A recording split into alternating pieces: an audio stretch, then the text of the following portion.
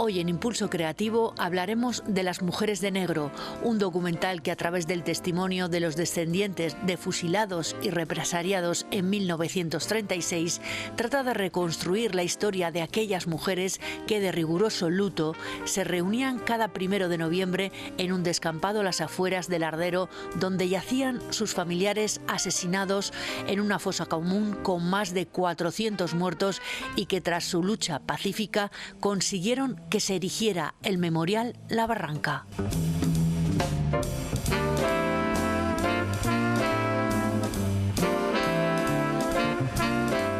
También charlaremos con el ilustrador Pedro Espinosa, un riojano referente en España en el mundo del cómic, la historieta y la caricatura, que junto a César Herce ha creado un libro sobre Práxedes Mateo Sagasta y que se puede ver en una exposición en el Museo de La Rioja hasta el 2 de febrero.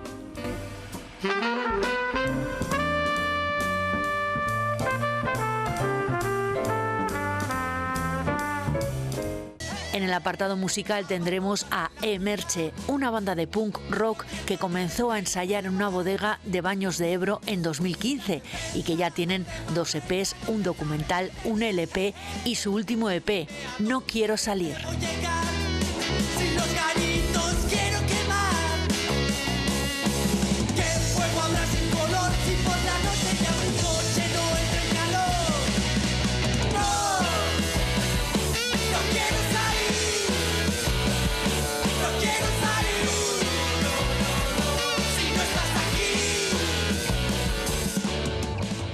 Y también a Los Cigalas, una banda inclasificable en cuanto a estilo musical que pasa del punk clásico a una mezcla de estilos como el ska, el rap, el pop rock e incluso ritmos latinos y rumba. Lo que sí podemos asegurar es su buena energía en el escenario y conexión con el público. La rumba cigala, amor mandalas, esto no es Red Bull, pero te damos alas. Baila, baila, baila conmigo, canta, canta, canta conmigo, baila, baila, baila conmigo, canta, canta, canta.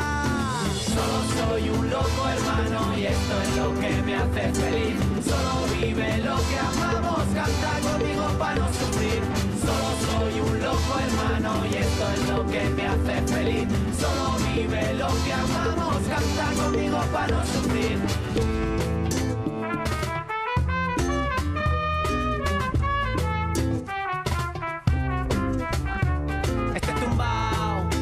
Y se baila pegado. Este tumbao se canta y se baila pegado. Vamos, saluda al sol, cierra la luna. Hay mucho alcohol y pocas dudas. La solución es esta rumba, como la Rosalía con altura. Hola, ¿qué tal? ¿Cómo están? Bienvenidos a un programa más de Impulso Creativo, su programa preferido, ya lo sabemos, de cine, de cultura en general. Pues hablamos de teatro, de cine, ya saben, de música, sobre todo de las bandas riojanas, que están en el momento, ¿no? Pues tocando en los locales y que todos ustedes conocen y que se las traemos aquí a Impulso Creativo en la 7 de La Rioja. Bueno, vamos a empezar este programa, este primer programa de 2026 con un documental muy importante, muy emocionante, que ha revuelto un poco la conciencia y también las emociones de muchas personas aquí en La Rioja. Un documental que se llama Las Mujeres de Negro y cuyo director nos acompaña también una de las protagonistas, Robert Astorgano y también Antonieta Larrea. ¿Qué tal? ¿Cómo estáis? Bienvenidos a Impulso Creativo. Muy bien, muchas gracias. Bueno, como decimos, Las Mujeres de Negro, ¿no? Ese documental que decía yo que había removido un poco, ¿verdad? Porque, claro, es un tema que ha estado silenciado muchos años. No sé si todavía sigue el silencio en cuanto a todos esos fusilados y represaliados en 1936 y que, también esas mujeres de negro, ¿no? Esas mujeres que reivindicaban prácticamente en una cuneta, en una zanja, ¿no? Pues la memoria de sus familiares asesinados y que gracias a esa lucha pacífica que durante años han estado ahí, simplemente estando ahí, ¿no? Cada 1 de noviembre, pues han conseguido que se erija un memorial tan importante como La Barranca en 1979. Bueno, Hay mucho tema aquí para hablar, para explicar, pero yo me gustaría que me explicaras un poco cómo comenzó este proyecto, que también tenemos, pues eso, un poco la protagonista, ¿no? de cómo empezó todo esto, ¿no? Sí, eso es. Claro, yo todo el proyecto comenzó con una fotografía, una fotografía que tenía mi abuela materna, mi abuela Elena, que claro, yo lo que digo siempre, que yo no conocía la historia familiar, ¿no? Era una historia que también, bueno, pues como tantas otras que se había silenciado, ¿no? Y yo de adolescente empiezo a recordar, ¿no? Cómo mi abuela me enseñaba esta fotografía, que una fotografía que a mí me, pues no sé, como apasionada de la imagen, ¿no? Que he sido siempre, me llamaba mucho la atención, porque era una antigua foto de una antigua fábrica de embutidos de mi pueblo, de Badarán, donde salían muchas personas, además, como muy bien vestiditas, con los chorizos así puestos, ¿no? Que me llamaba mucho la atención como documento histórico, ¿no? Pero claro, mi abuela me la enseñaba y se ponía siempre a llorar, porque claro, una de las personas que aparece en medio era mi bisabuelo, Julio Uruñuela, que era uno de los asesinados, ¿no? Que asesinaron en la Barranca en el 36. Claro, yo no sabía lo que había pasado, no sabía la historia familiar, y a mí mi abuela me la enseñaba siempre llorando, sin poder articular palabra, ¿no? No podía, no me contaba nada, no. Yo creo que no podía también por el trauma, ¿no? Yo creo también, ¿no? Que tenía. Y a raíz de ahí es cuando empecé a investigar y empecé a querer saber qué había pasado con mi bisabuelo y qué pasó con mi bisabuela, ¿no? Que veía en otras fotografías también, siempre vestida de negro, ¿no? Un negro impoluto siempre. Y claro, empecé a preguntar en la familia y a querer saber la historia de la familia, y de ahí descubrí, ¿no? Cómo mi bisabuelo estaba en la Barranca y que mi bisabuela Joaquina era una de esas mujeres de negro que iban cada 1 de noviembre, ¿no? A ese lugar a recordar a sus seres queridos, y que gracias a ellas hoy en día tenemos la Barranca y sabemos lo que es, ¿no? Entonces, claro, en mi familia, sí que mi padre me contaba algo, y algo sale también en el documental, pasa que me costó mucho con mi padre es verdad que tampoco sabía muchas cosas, y mi tía Antonieta es la que más me contó, ¿no? La que yo le empecé a preguntar y más me contó, y por eso es una de las protagonistas del documental, que es la que cuenta la historia familiar, que yo al principio no sabía si quería hacer solo sobre la historia familiar, sobre la historia de mi pueblo de Badarán, ¿no? donde hubo 21 asesinados, pero claro, esto se fue haciendo más grande, y me centré un poco en estas mujeres de negro que iban en la Barranca, pero aparte de muchas más historias. Pero la historia familiar pues me la cuenta, hay un poco que me cuenta mi padre también, alguna historia que siempre él me contaba, sobre todo de mi bisabuela, que él se crió con ella, y sobre todo casi todos me lo contó mi tía Antonieta. Bueno, Antonieta, como decimos, ¿qué pensaste? ¿Qué le dijiste cuando vino Robert Astorgano a decir, bueno, qué ha pasado en la familia? Pues era como un sentimiento encontrado, porque por una parte había sido un tema tan sumamente tabú, porque siempre se silenció y siempre se mantuvo ahí latente. En la familia, mi abuela me contó muchas cosas, la tía mayor, la tía Encarna, me contó muchas cosas. Y por otra parte vi que era muy valiente, que se iba a preparar aquí, yo qué sé qué, pero en definitiva que la valentía de Robert me llegó tanto que dije, oye, adelante, porque evidentemente un tema de un pueblo tan chiquitín como Badarán, que haya habido 21 personas asesinadas y que la ignorancia de la gente es tan grande porque no sabía nadie. El día que la proyectaste en Badarán, la gente te decía, ¿pero qué ha pasado? ¿Esto pasa en Badarán? La gente no sabía. Y es que, claro, bien por el miedo de las represaliados y las víctimas que quedaron. Y también yo pienso un poco también el silencio que los propios verdugos mantuvieron, porque fue atroz, aquello se silenció, y de tal manera se silenció que nadie sabe nada, más que los propios de la familia, evidentemente. Y claro, Robert es la tercera generación, es el bisnieto de Julio Uruñuela, y por eso nos llenó de orgullo a toda la familia. Pero claro, no se quedó solamente en el abuelo. Lo que hizo fue preparar un panorama de lo que evidentemente había pasado en La Rioja, en la retaguardia, que aquí no hubo juicios, ni hubo más que sacarles los dineros a los pobres encarcelados. En mi abuelo lo sacaron 2.000 pesetas, iba a decir 2.000 euros. Y luego, encima, después de pagarlos, a la cárcel y a la Barranca. Bueno, pues esa es una de las tantas historias, ¿no?, que recoge este documental, que, como dices, bueno, comenzó como un libro, ¿verdad?, como una publicación, y que fue creciendo, me imagino, a medida que fuiste entrevistando a todas esas familias, a esos descendientes. La cosa fue creciendo, ¿no?, fue tomando forma, y me imagino que tú en un principio tampoco sabías hasta dónde iba a llegar esto, ¿no? Sí, bueno, realmente no empezó como el libro, ¿eh? Yo quería, o sea, al principio no sabía muy bien qué quería hacer, porque yo siempre con la fotografía, con el cine, entonces yo iba siempre a la barranca, pues también a investigar, a documentarme, a hablar con la gente, a hacer fotos, a hacer vídeos, iba haciendo, ¿no? Sin saber muy bien si lo que quería hacer era algo fotográfico o algo audiovisual, y al final sí que decidí que quería hacer una película documental, y empecé a hacer cosas, claro, sin financiación y sin nada, con amigos aquí como Kiko, Laura, que me ayudaron con la cámara, Hollander, y empezamos a hacer sin tener financiación ni nada. Y de ahí, con las primeras entrevistas que fuimos haciendo, es de donde surgió el libro. De ahí, ¿no? Porque el libro al final surge de al final el libro cuenta las historias, a través de las historias que yo fui grabando. Bueno, empiezo con la historia propia mía familiar y luego voy contando todas estas a través de todas las historias. Entonces fue como un poco a la vez, ¿no? Que iba haciendo las grabaciones y salió el libro. Claro, el libro salió mucho antes que la película. Y luego también una exposición fotográfica, porque tampoco pude dejar de hacer fotografías también de todos los entrevistados. Y luego con material de fotografías antiguas, documentos del Archivo Histórico Provincial o de varios sitios o cartas, por ejemplo, que guardaba la familia. Entonces también es una exposición, ¿no? Pero sí que es verdad que se fue haciendo más grande y yo lo que quería, claro, sí que es verdad que lo centré un poco en estas mujeres, en las mujeres de negro de la barranca, pero también hay otras historias de otras mujeres de negro de otras fosas comunes, como por ejemplo hay algún testimonio, como el de Flor, que su abuelo está enterrado en alguna fosa común de La Pedraja y nunca, o sea, no se ha encontrado todavía.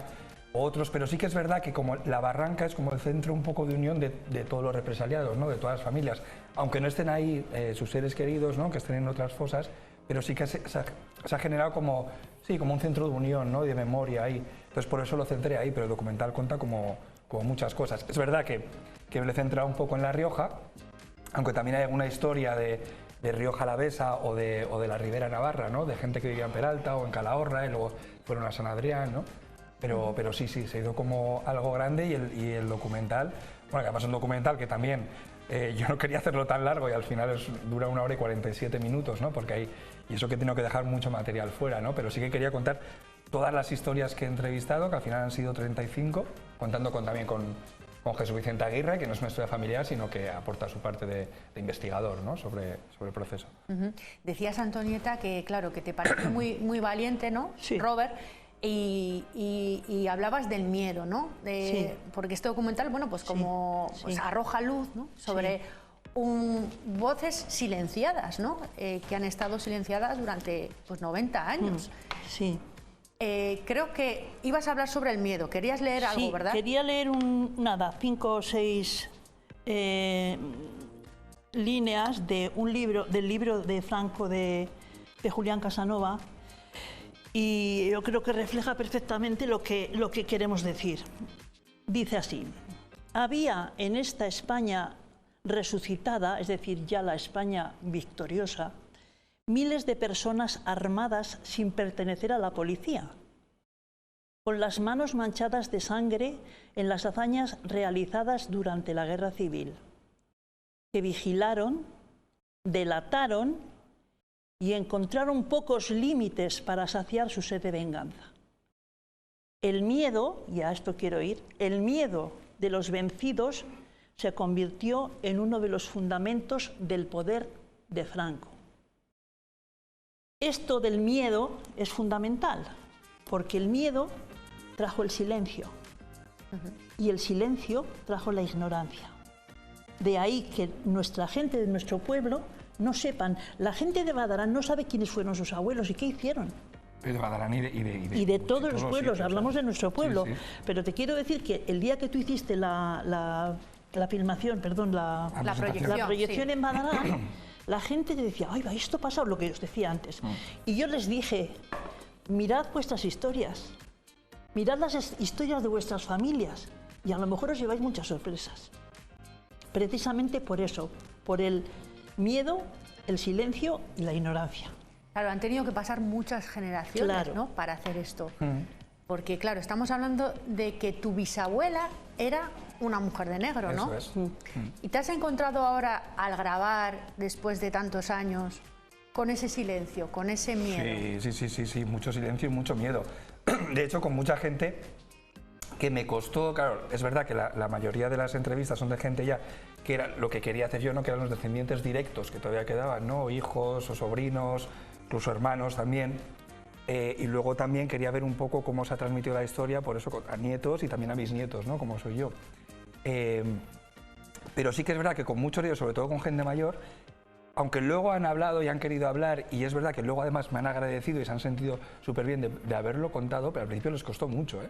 O sea, me costó mucho una vez que iba a las entrevistas, claro, con gente, o sea, con mi familia de diferente, que también yo creo que nos costó, ¿eh? El momento en que estuvimos ahí a mí me costó un poco, ¿no? Porque, claro, sacas muchas emociones, ¿no? Y muchas cosas. Pero con gente, claro, que no conocía y que yo iba a sus casas porque, claro, yo tenía muy claro que quería hacer las entrevistas en las casas de la gente, que es al final ese espacio íntimo donde se ha transmitido estas historias, ¿no? De generación a generación, porque se han transmitido de manera hablada, ¿no? No hay nada escrito. Entonces quería ir ahí. Y claro, a mí al principio pues me costó un poco, ¿no? Porque es como enfrentas también la situación de unos temas tan delicados que te vayan a contar cuando al principio no me conocían muchas de las personas. Sí que es verdad que siempre lo digo que ahora con todos los familiares, todos los que he entrevistado, ya son mi familia. De hecho, muchos de ellos me acompañan siempre allá donde presento la película. María, yo no sé cuántas veces ha visto la película ya, un montón de gente, ¿no? Ya son familia, pero al principio costó y les costaba mucho hablar y había mucha gente que les costaba mucho. Y luego, por ejemplo, hubo mucha gente que yo iba a entrevistar, o sea, que ya tenía la entrevista pactada, digamos, ¿no? Sobre todo cuando eran hijos o descendientes directos, y de repente a las semanas o así me llamaban, oye, mira, que es que al final no voy a hablar porque mi hija o mi yerno o mi nuera me ha dicho que mejor no hable porque no sé qué tal. O sea, que fíjate, ¿no? Que luego incluso generaciones otros que le decían que no hablara, ¿no? Y luego mucha gente que no quiso hablar, Sí, por ese miedo, Jacqueline me decía, es que tengo apuro, me decían, por ejemplo, apuro por contar las cosas, ¿no? Sigue habiendo ese miedo que yo no lo entiendo, la verdad, y me sorprende mucho lo que decíamos de que en Badarán, cuando puse la película, que cantidad de gente no sabía nada, ¿no? Y en muchos sitios. Hay un chico de Badarán que se llama Augusto Larte, que es un poeta maravilloso porque escribe de maravilla, y ahora mismo vive en Arnedo. Bueno, pues tiene un libro que se llama La Quinta del Silencio. Él era un chaval de Badarán, me lleva a mí 4 o 5 años. Y en ese libro hay una poesía, exactamente, que ha nombrado el libro por esa poesía, La Quinta del Silencio, y habla de ese silencio que él sintió. Claro, a posteriori, en ese momento veía que aquí no se hablaba nunca de nada, nunca decían nada. Cuando, oye madre, me han dicho que... Todo era silencio. En su casa no se hablaba nunca de ese tema. Y se llama así La Quinta del Silencio. Lo digo para que la gente, si lo puede hacerse con ese libro, verá de lo que estamos hablando. Exactamente, de una manera bonita, de una manera poética, preciosa, dice lo que fue aquella situación de silencio, de cerrazón. El silencio es uno de los componentes, ¿no? Del terror, ¿no? El silencio. Bueno, has proyectado ya la película desde 2024,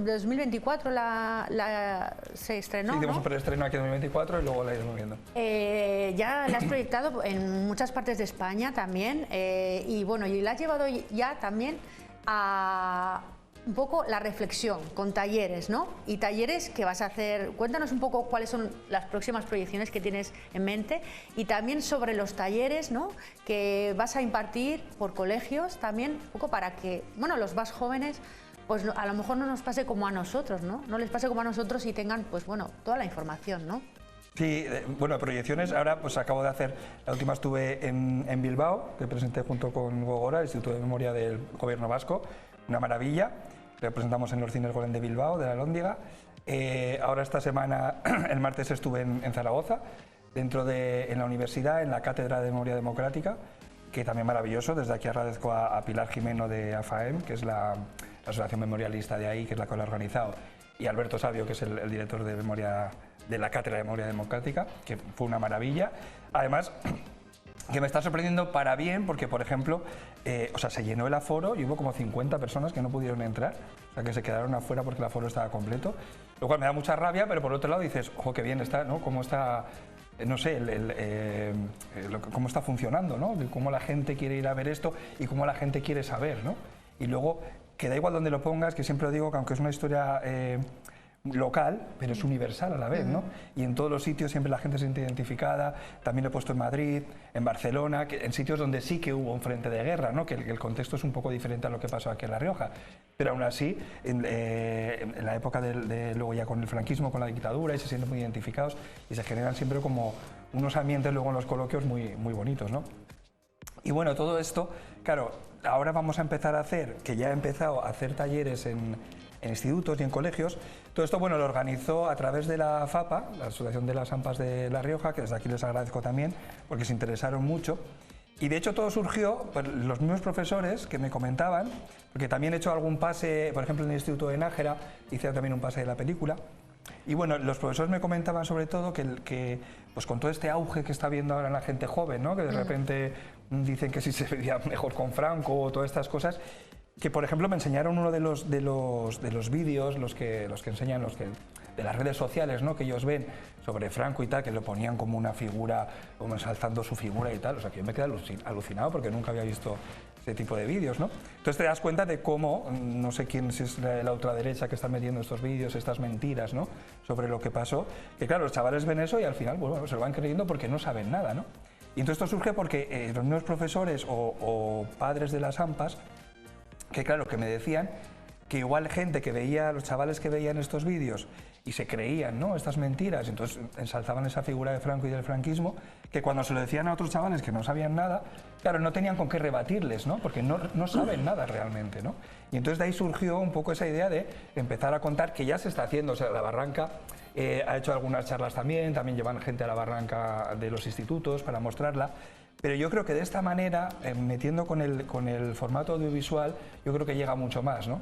Y por eso era la idea de no ponemos la película entera durante estos talleres, lo que hago es, voy haciendo una presentación empezando por la historia familiar, contando de cómo surge, de las fotografías, preguntando un poco a ellos qué conocen de sus abuelos, de sus antepasados, qué conocen de lo que pasó aquí en La Rioja, y voy poniendo pequeñas secuencias de la película, ¿no? Entonces, claro, al ver ellos, a las personas, hablando directamente, vídeos reales, ¿no? No como esos vídeos que están viendo en las redes sociales que son todos falsos, ¿no? Sino vídeos reales que cuentan las historias reales de sus familias, de lo que pasó. Y entonces, pues eso es un taller que hemos creado, que ya ha empezado a hacerlo, ya hemos hecho el primer prototipo, digamos, que lo hicimos en Navarrete el Mudo. Ahora de momento tengo ya para hacer en Batalla de Clavijo aquí en Logroño, en el Celso Díaz de Arnedo. Y bueno, pues acabamos de empezar, ¿eh? Entonces esto seguirá para adelante. Yo creo que es súper importante porque es que al final tienen que saber. Y esto que dice, no, es que la gente joven, no, es que no saben, no nos han contado. A mi generación tampoco me contaron. No, y hemos visto, yo en Madarán me di cuenta sobre todo, vimos en Madarán porque, bueno, hacía en nuestro pueblo, que la ignorancia era total en mi generación, en la anterior y en la posterior. O sea, ¿no? Entonces yo creo que es algo fundamental y agradezco mucho a la FAPA que la haya organizado para que se pueda hacer, ¿no? Porque es fundamental la educación y la cultura. Y agradecer a cualquier medio que haga posible la difusión de lo que pasó, que hay que decir las cosas como fueron. Que eso aquí no se trata de venganzas, ni de represaliar a nadie, ni de tener odio, no. Nunca, o sea, a mí en mi casa jamás me han inculcado odio. Pero vamos, yo ahora, gracias a donde viví y lo que pasé, tengo unas ideas que no son, que las tengo bastante firmes, quiero decir. Pero hay que agradecer a Monse, a todo aquel que nos haga por supuesto, claro. difundir esto que pasó. Bueno, claro. Pues gracias a vosotros por acompañarnos hoy en Impulso Creativo. La verdad que estaríamos un rato pues más largo hablando, pero bueno, se nos acaba el tiempo, tienen que venir otros protagonistas y nada, agradeceros a vosotros pues, por participar y por crear pues un documento histórico, ¿no? que bueno, espero sirva, ¿no? Para la reflexión y el conocimiento, sobre todo de esas nuevas generaciones como comentabas. Muchísimas gracias. Sí, no, muchas gracias y como dice mi tía, muchas gracias por ayudarnos siempre a difundir la memoria y a difundir el trabajo. Que no es por nada, pero ha hecho un trabajo muy bueno. Ay, mira, esto me emociona. Vamos ahora con Pedro Espinosa, un ilustrador referente en el panorama español en todo lo que tiene que ver con el cómic, la ilustración, dibujante, historietista, que bueno, pueden ver de él una exposición que hay en el Museo de La Rioja, ya se está terminando hasta el 2 de febrero, sobre Sagasta, y que además el IER ha editado un libro sobre ese cómic que ha hecho junto a César Herce. Ya lo tenemos pues al otro lado a Pedro Espinosa. ¿Qué tal? ¿Cómo estás, Pedro? Pues bien, aquí nada, a hablar de mi libro, como decía. Has venido a hablar de tu libro. Voy a hablar de mi libro. Muy bien. Tu libro, tu exposición también, que bueno, los riojanos la pueden ver, ¿eh? Como decía, en el Museo de La Rioja, Sí, sí. hasta el 2 de febrero. Ha estado, bueno, se inauguró en diciembre, a finales de diciembre, ha estado todo enero, ¿verdad? El que Sí. no la haya visto todavía se puede escapar para verla. Esas 24 planchas, ¿no? Sí. Bueno, esa historia que se ha recogido en un libro a través del IER sobre Sí, sí. Sagasta. Sí, sí. Sí, Pues- son 24 originales hechos con materiales tradicionales. La única intervención digital ha sido para la rotulación y además el Instituto de Estudios Rojanos ha montado la exposición con una entrada inmersiva, con objetos de Sagasta, cartas suyas, incluso una escultura de Mariano Benlliure. Bueno, yo creo que quien entra, casi todo el mundo me ha dicho, oye, quiero saber más, quiero comprar el cómic. Pues fenomenal. Bueno, como decías en la presentación, ¿verdad?, de esta exposición, Sagasta, bueno, tiene una vida pues muy rica, tanto profesional como personalmente, ingeniero, periodista, político, muy relevante, ¿no? Bueno, que me imagino que a ti, pues meterte en ese mundo, ¿no?, de Sagasta, pues como decías, pues te apasionó, ¿no? Porque como decimos, tiene una vida muy rica, ¿no? Tuvo una vida Sí. muy rica, fue un referente, ¿no?, en el siglo XIX. Sí, yo, como muchos logroñeses, tenía unas ligeras nociones sobre la vida de Sagasta y la etapa histórica que vivió, que fue muy convulsa, con muchos cambios políticos y sociales. Y conforme recibimos tanto César Herce, el guionista, como yo el encargo, pues dice, bueno, vamos a ver, ¿no? Porque, bueno, condensar la extensa e intensa vida de Praxedes Mateo Sagasta en un cómic que tenía una limitación concreta de páginas, pues al principio eso se hacía un poco... pero creo que al final, gracias al buen hacer de César, el guionista, hemos conseguido concentrar los hitos principales de su historia con una narrativa que no sea tampoco fotográfica, pues hace esto, hace esto, hace esto, hace esto. Eso sería, para mí no sería un cómic, sería pues una serie de imágenes superpuestas, pero aquí hay una narración desde su infancia hasta su fallecimiento incluso, con muchos avatares por las épocas en las que pasó, una primera constitución, estando en las Cortes como presidente y como diputado con tres monarquías diferentes, con una lucha antimonárquica porque la monarquía que había entonces, la de María Cristina, era absolutista, y Sagasta, como progresista liberal, y sus contemporáneos y compañeros, pues se opuso y claro, pues lo juzgaron y lo condenaron a muerte, y el hombre tuvo que salir fuera, huyó a Francia. O sea que, bueno, en el cómic no voy a hacer muchos spoilers, pero una cosa muy bonita que me han dicho recientemente es que dan ganas de saber más sobre la vida de Sagasta a raíz del cómic. Incluso hay algunos lectores y lectoras que me han dicho que ya se han puesto a investigar, lo cual, pues bueno, no, es muy gratificante. Creo que es un objetivo cumplido. Bueno, fue uno de los personajes más caricaturizados, ¿no?, del siglo XIX, y de hecho esa documentación satírica os sirvió para vosotros, ¿no?, para documentaros, para crear esa exposición, ese cómic. De hecho, bueno, vemos cómo es un diálogo entre el personaje y su caricatura, ¿no? Ese es un poco el hilo conductor. Sí. Sí, son sus caricaturas, aparecen bastantes. Fue probablemente con el fondo que hemos trabajado de prensa satírica de la época, de más de 300 caricaturas solo de Sagasta, pues eso, es el hombre más caricaturizado de la época, era muy público. Y las caricaturas, en cuanto las vimos, dijimos, bueno, pues por el mismo motivo que he dicho antes, ¿no? Para que la historia tenga un dinamismo, creamos un diálogo entre varias de sus caricaturas, en las que aparece como le denominaban, bueno, se le denominaba de muchas maneras, casi todas cariñosas, el viejo pastor, en cuanto a su capacidad para aunar voluntades y hacer que la gente lo siguiera. A veces también el humor gráfico tiene su mala leche, y el viejo pastor también pues lo denominaba a alguna gente como, bueno, ¿qué nos va a contar los que no estaban muy de acuerdo con sus ideas? Pues ya, este hombre viene de un pueblo, ¿qué nos va a contar?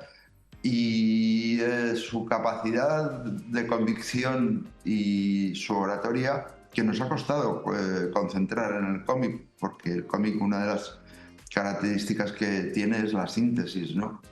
Pero creo que lo hemos conseguido a base de transcribir, en muchos casos, textos de charlas que dio en el Parlamento y escritos suyos en el periódico Iberia, del que fue director, la Iberia, del que fue director, pues conseguir concentrar de alguna manera. Ha sido un trabajo casi como cuando haces una poesía, ¿no? Que no es lo mismo que una novela, en la que hay que quitar más que añadir, ¿no? Y sí, la caricatura es un elemento muy importante y que, bueno, desde el principio a mí me pareció muy divertido. Fue una de las cosas que más me animó a meterme en la vida de Sagasta. Bueno, Pedro, has publicado, eres historietista, llevas muchos años en esto, estás al otro lado, digamos, porque vives en Barcelona, pero tienes esa vinculación con La Rioja, ¿verdad? No solamente con este proyecto, has hecho otros proyectos como El sitio de Logroño. Bueno, has publicado en El Jueves, has publicado en La Vanguardia, tienes una larga trayectoria y como decía, también no es la primera vez que bueno, pues que haces un proyecto en vinculación, ¿no? con esta tierra, con La Rioja, con tu tierra, vaya. No. Afortunadamente, desde que me marché, pues bueno, hace ya bastantes años, he estado siempre yendo y volviendo por relaciones afectivas, porque la tierra tira. Y también pues porque sí, he desarrollado en mis inicios, antes de apostar por una aventura más nacional, incluso en algunos casos internacional, pues mis primeros trabajos fueron exitosos en La Rioja. El sitio de Logroño, Lomos de Orio, ha habido pues bastantes cosas y parece que la gente todavía se acuerda de mí allá, con lo cual pues miel sobre hojuelas, ¿no? Es muy satisfactorio que te reconozcan en tu propia tierra. Bueno, me gustaría leerte algo que he visto en tu página web que me ha gustado mucho. Mi sueño y el de unos cuantos más era y es dibujar tebeos, contar historias con dibujos que mejorarán el mundo o por lo menos que lo hicieran más divertido y más libre. Pues sí, es un sueño compartido por mucha gente de mi generación. No solo queríamos, bueno, por supuesto, todo tipo de narración, bien sea audiovisual, una novela, un libro y tal, pues puede tener una parte de entretenimiento, que para mí debe tenerla, porque hay que a la gente hacerle pasar buenos ratos. Pero sí que había una voluntad bastante importante en que yo creo que pasan tantas cosas vemos las noticias y es terrible, ¿no? Un poco está todo el mundo como un poco pesimista sobre lo que va a venir, sobre lo que no va a venir, y todavía cobra más importancia cuando pintan pardas, que los creadores y las creadoras pues saquemos lados luminosos, incluso podamos aportar soluciones. Quien pueda lo hace mejor, quien pueda lo hace peor, pero hay autores y autoras en estos momentos que están haciendo, en concreto en cómic, ¿no? Obras que cuando te metes en ellas, pues, no sé, te elevan el espíritu, ¿no? Y creo que es una de las misiones, no sé si es muy ambiciosa, pero es una de las misiones con las que comencé. Bueno, pues muchísimas gracias, Pedro, por arrojarnos esa luz, como dices, tan necesaria en los tiempos en los que vivimos. Y nada, que vaya muy bien por Barcelona. Nos vemos por aquí, por La Rioja. Igualmente, muchas gracias, Monse, y nada, saludos a toda La Rioja. Muy bien, pues nada, nos vamos a publicidad. Nada, un minutito, pero volvemos enseguida, no se vayan.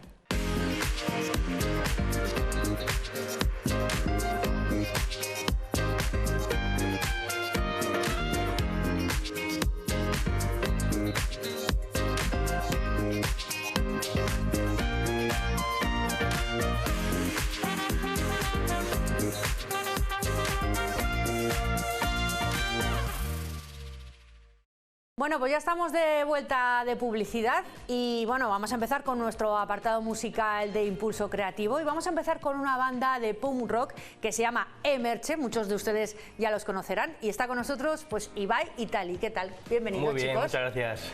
Bueno, además además tenemos una primicia porque es que hoy, precisamente hoy, acaba de salir pues el nuevo disco de Emerche, ¿verdad, chicos? Eso es, que está grabado en Italia, que el productor se llama Bruno Bartella. Y nos fuimos a la aventura, nos lo propuso y ahí lo grabamos. Reza al pop, Ibai. Sí, Reza al pop es el título de este trabajo con el que vamos a comenzar una extensa gira y que esperemos que dure lo más posible y que visitemos los máximos sitios posibles, que conozcamos diferentes proyectos y que, bueno, que sigamos disfrutando como lo estamos haciendo durante todos estos años. Bueno, pues enseñarnos este vinilo, ¿no? Que habéis traído además. Sí, lo pues aquí mira, guardado. esta es la última obra de arte nuestra. Cara tal, Reza al cara pop. tal. ¿Cuántos temas tiene? 7. 7 temas. 7. Además tiene un diseño súper bonito de Mario González, que es un diseñador y músico también de aquí de Logroño y que, bueno, pues que es una maravilla.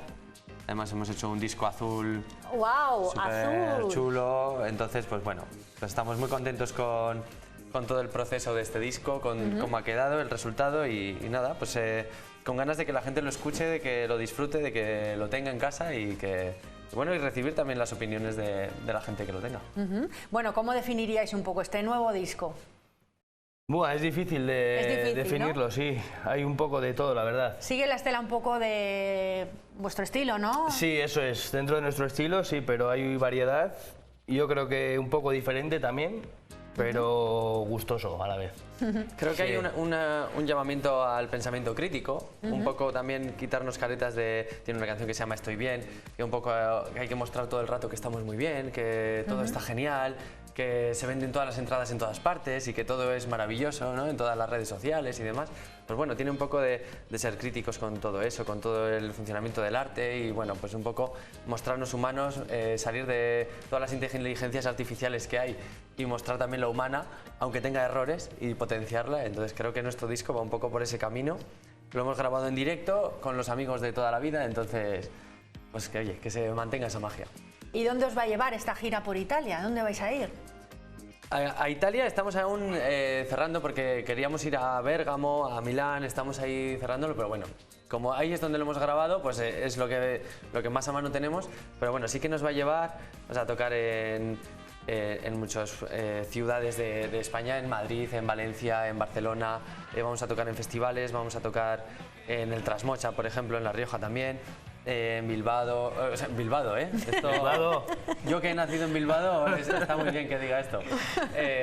Sí, en Bilbao, en Gasteiz, pues bueno, pues en muchos sitios. Ahora hemos presentado, bueno, unas fechas de aquí a la mitad del primer año, o sea, a mitad de año hasta junio, pues tendremos unas 15-20 fechas más o menos, entonces ahí nos podrán ver y adquirir este disco, claro. Bueno, ese es vuestro segundo LP, ¿verdad? El primero, Lo sabes bien, en 2021. Habéis girado por toda España, habéis girado también en el extranjero, habéis estado en Londres, habéis estado en Brighton. ¿Cómo ha sido esa experiencia? Pues la verdad que espectacular.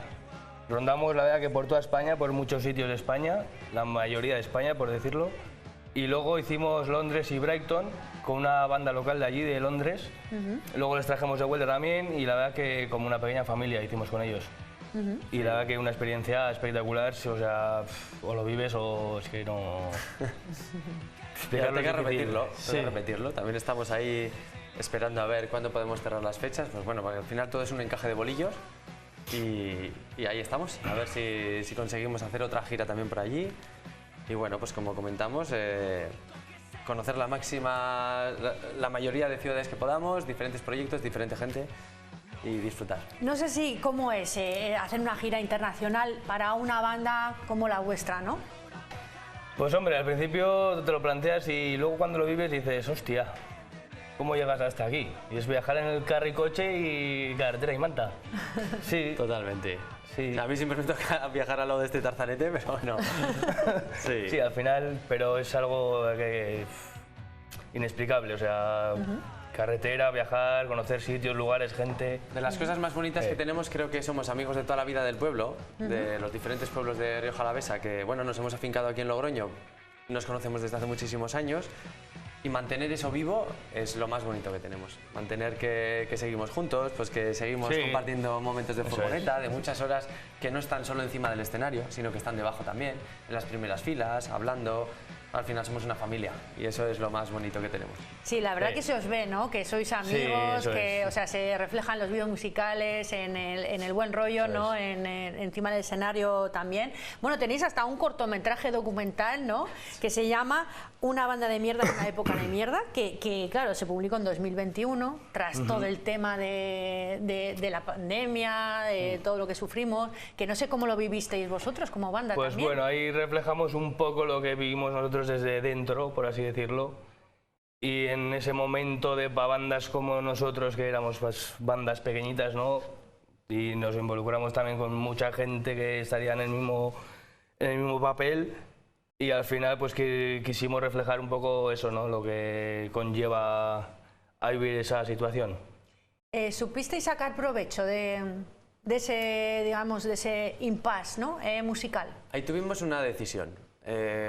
Ahí tuvimos que decidir si mantener la banda viva o mantener nuestra amistad y ya está, ¿no? Y decidimos pues mantener la banda encendida, dar un paso más, acelerar, pisar el acelerador a tope y bueno, pues ahí es cuando vinieron pues el LP, ya editar en vinilo por primera vez, digamos pasos que para nosotros han sido muy relevantes y empezar a girar de una manera constante desde entonces. Desde entonces creo que no hemos parado, ¿no? Más o menos sí, desde la verdad 2021, que sí. cuando empezaron los conciertos, no hemos parado de comer carretera, manta, furgoneta y... Ahí cogemos carrerilla y pa'lante.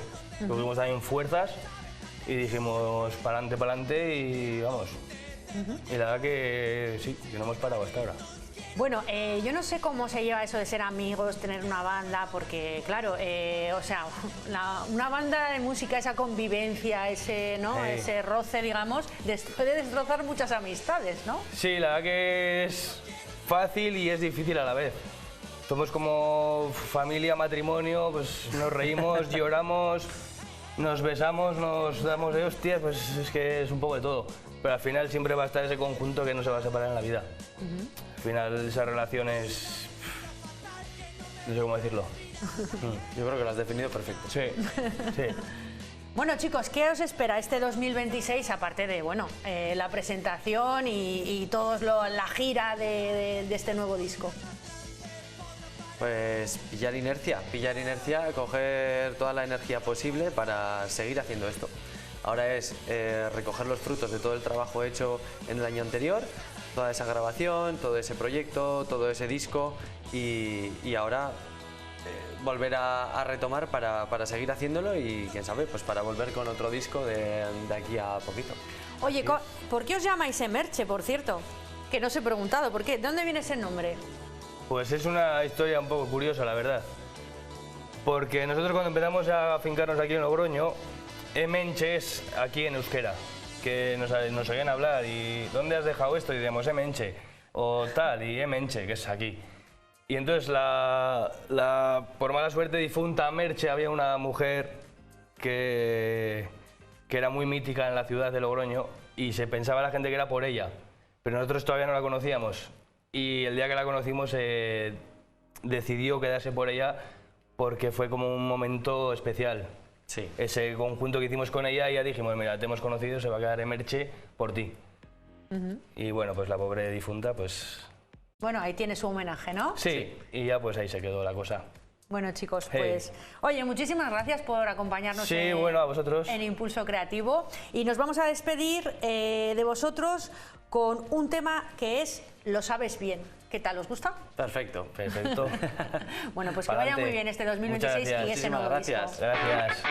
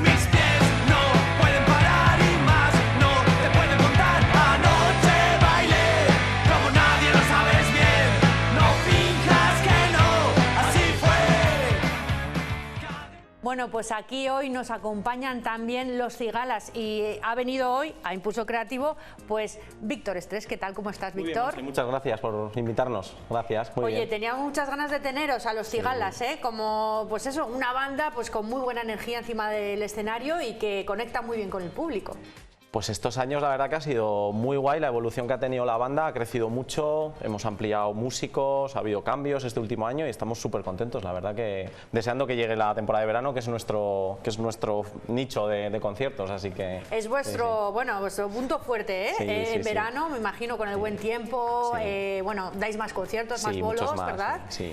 Y además este año pues cumplís 10 años, ¿no? 10 años, efectivamente, tal cual. Sí, fíjate cómo pasa el tiempo, ¿eh? Ahora como el reto que se ha hecho viral de las fotos del 2016 al 26, pues nosotros igual, o sea que... Y bueno, ¿y cómo habéis cambiado en estos 10 años? Bueno, pues fíjate, mucho, mucho. Creo que nos ha sentado bien, el tiempo hemos madurado, como un buen vino, hemos madurado bien. Ha cambiado también lo que es el estilo musical, empezamos siendo mucho más punk o mucho más punk rock, éramos 5 miembros, empezamos siendo 5 y ahora somos 9 o 10, o bueno, no se sabe, muchas veces no sabemos ni cuántos somos, ni los que van a venir, ni los que van a estar, pero sí, bueno, ha evolucionado mucho la música, ahora llevamos sección de vientos, teclado, ampliamos muchísimo horizontes, estilos musicales, rumba, bolero, funk, un poco más de rap, no sé, o sea, de todo, te puedes encontrar de todo con los Cigalas. Sois una banda que bueno, es inclasificable, ¿no? En cuanto a estilo musical, ¿no? Decíamos, bueno, en la entrada, ¿no? de este programa, que bueno, lo mismo le dais a la rumba, que le dais al rap, bueno, o sea, hay una coctelera de estilos musicales y de influencias, me imagino que también que beben de los músicos que la forman, claro. ¿no? Cuantas más personas hay en un proyecto, yo creo que es una manera también de enriquecer un poco esa, no sé, esa música, ¿no? Cada uno, yo qué sé, tenemos gente que viene del jazz, yo vengo del rap de toda la vida, otra gente que viene más del rock o del punk rock y al final se confluyen así como todos los gustos, los estilos y ha nacido una mezcla muy bonita. La verdad que es un estilo como muy para todos los públicos, me refiero, podemos tocar en un vermú, en acústico, más tranquilitos, que tocar en un gran escenario, ¿no? Con todos los artificios y todo, así que bueno, está guay, está guay. Además de esa buena energía que decía al principio, ¿no? que transmitís encima del escenario, también bueno, algo característico es vuestras letras, ¿no? Letras ácidas, letras comprometidas, ¿no? Sí. Como por ejemplo la de Otra vez. Vamos a Sí. escuchar un poquito.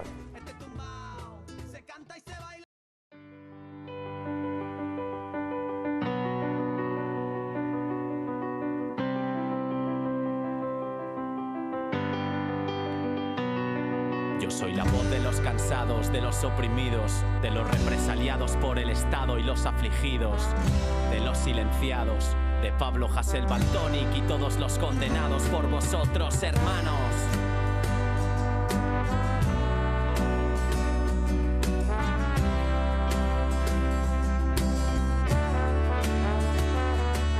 Para los tuiteros, titiriteros, tititirito de frío y no tengo pelos en la lengua. Tiritas en la mano y vendas en los ojos que nos quieren tapar. Se ve a legua su maldad. No nos dejan expresar. Nuestra tinta quieren borrar. Contra vuestra ley mordaza nos queda la libertad. Otra vez he vuelto a sentir que lo que pienso no se puede decir. Y explicar la palabra correcta.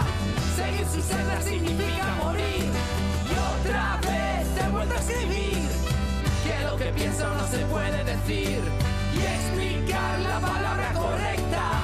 Seguir su senda significa morir.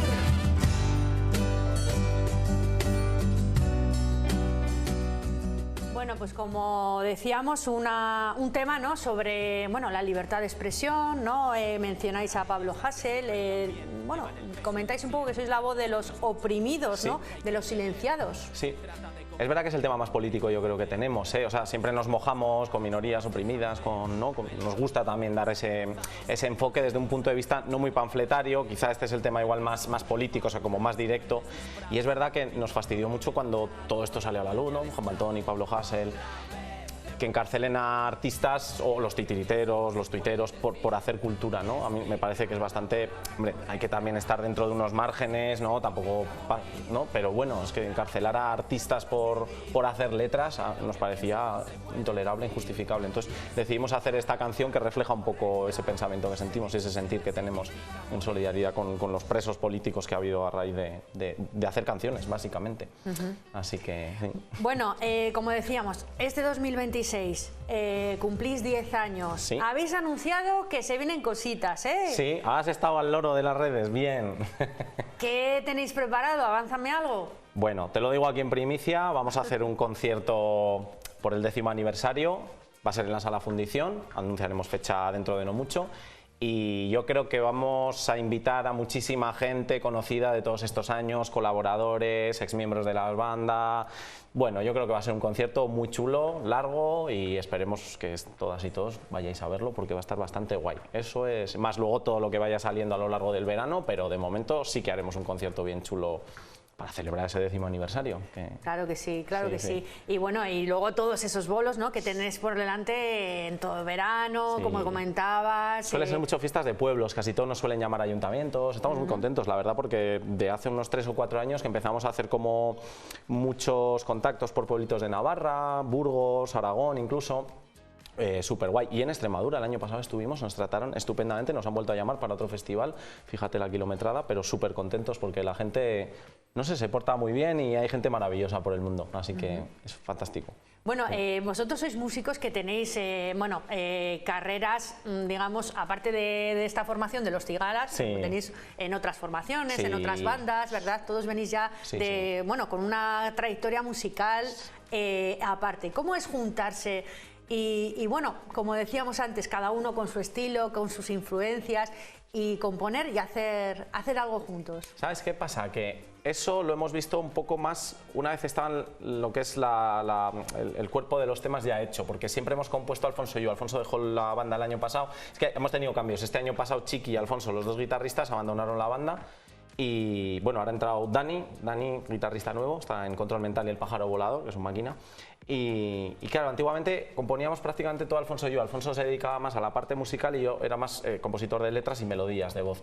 Entonces, ¿qué pasa? Que sí, que nosotros hacíamos como el grueso de los temas, luego sí que los llevamos al local o los pasamos por el WhatsApp y cada uno sí que aportaba su visión. Y es muy guay, porque viene Viri, que viene del jazz y te hace un arreglo muy guay, ¿no? Como más jazzero, más disonante o más tal.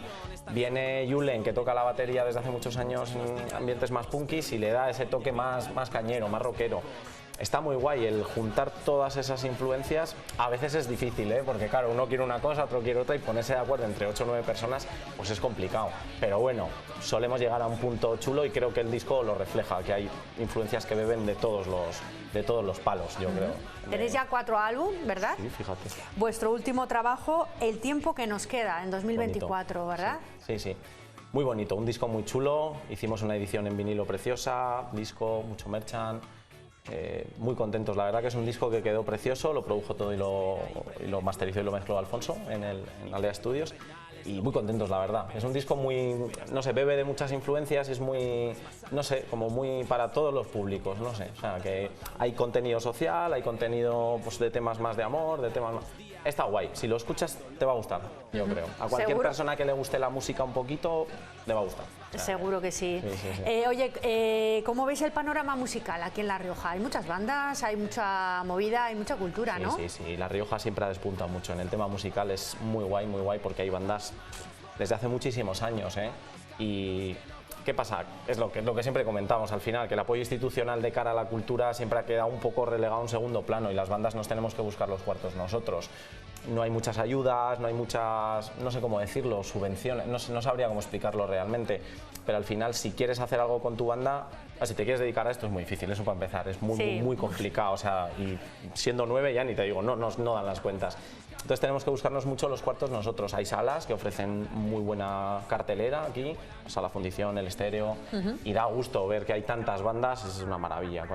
Levantas una pedra y hay una banda buena en La Rioja, o sea que es muy guay eso. Bueno, pues nos vamos a despedir con Los Cigalas, con un tema que habla un poco de la industria musical. ¿Cuál es? Veo calimocheo. Venga, pues veo calimocheo y nada, nos vemos en la próxima, que les vaya muy bien, cuídense, adiós. Chao.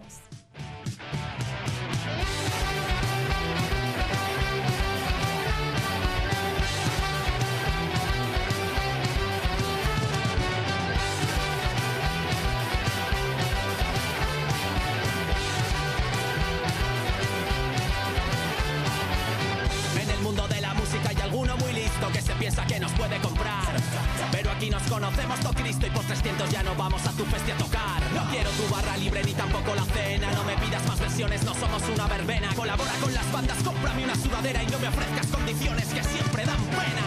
No quiero tu dinero, no, si está manchado de interés. No quiero tu dinero.